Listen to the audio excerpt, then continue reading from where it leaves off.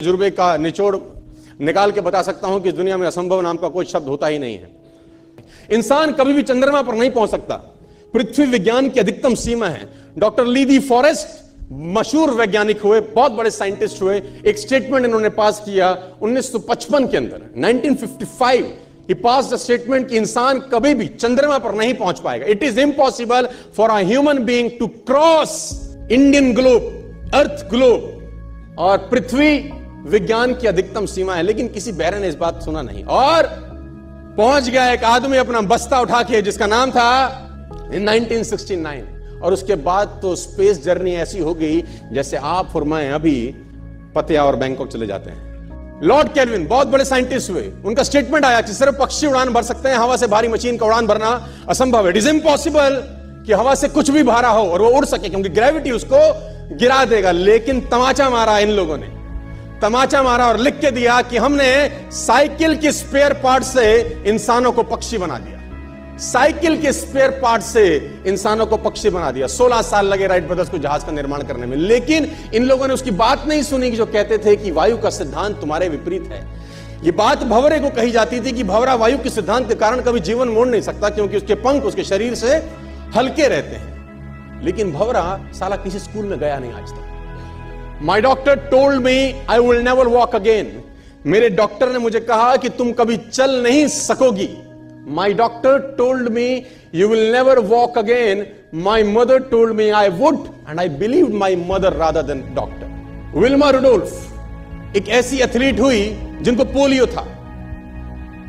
था, जिनको डॉक्टर ने कहा तू चल नहीं सकती, मां ने कहा तू चल सकती है। उसने कहा मैंने डॉक्टर की बात नहीं मानी, मैंने अपनी मां की बात मानी। 3 ओलंपिक गोल्ड मेडल जीती है लड़की, 3 ओलंपिक गोल्ड मेडल, जिसको डॉक्टर कह रहा है कि तू चल।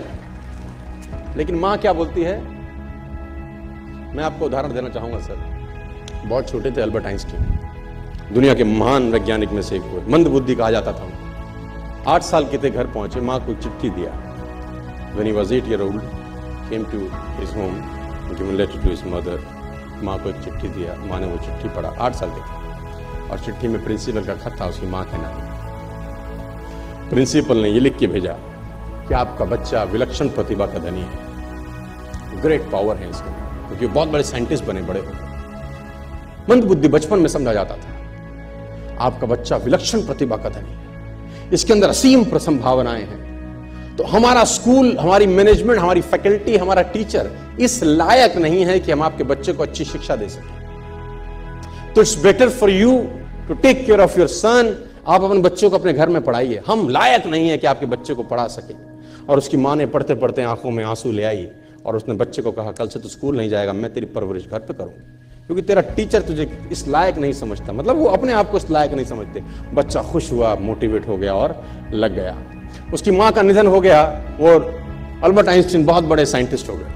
अल्बर्ट आइंस्टीन जब बहुत बड़े साइंटिस्ट हुए तो मकान शिफ्ट कर रहे थे अपना, और जीवन का सच्ची घटना वो अपनी ऑटोबायोग्राफी में लिखते हैं कि जब मैं मकान शिफ्ट कर रहा था तो एक ड्रॉस के अंदर मुझे वो व्हाइट कलर का पेपर फोल्डेड अवस्था में मिला।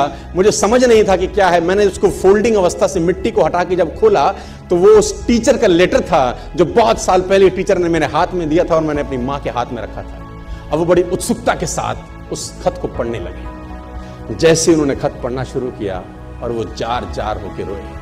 उसमें लिखा था कि तुम्हारा बच्चा मंदबुद्धि है, ये हमारे स्कूल के लायक नहीं है, इसको आज के बाद हमारे स्कूल में मत भेजना, इसकी परवरिश खुद किया। मां ने उल्टा पढ़ा कि नहीं, ऐसा नहीं है, तू सब कुछ कर सकता है, तेरे हाथ पास पावर है, तेरे में प्रतिभा है, यू कैन डू वंडर्स। दोस्तों, इस दुनिया में किसी की बात मत सुनना, नेवर एवर बिलीव एनीबॉडी।